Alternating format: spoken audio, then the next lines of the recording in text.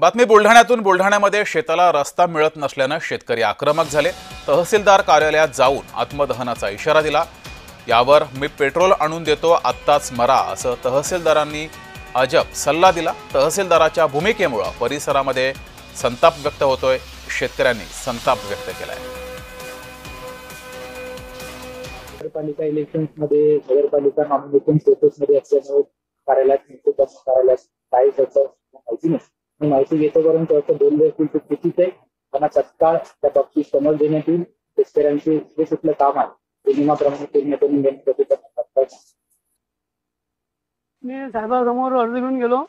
साहेबांना म्हटलं साहेब हा अर्ज घ्या, तर म्हणत तुमचा अर्ज गेलाय ना। म्हटलं हा साहेब हा आत्मदहनाचा इशाराचा आहे। तर म्हणत मग आत्मदहन किती किती 7 दिवसासाठी का थांबतं, मी 1 लिटर आणून देतो, आताच घे ना।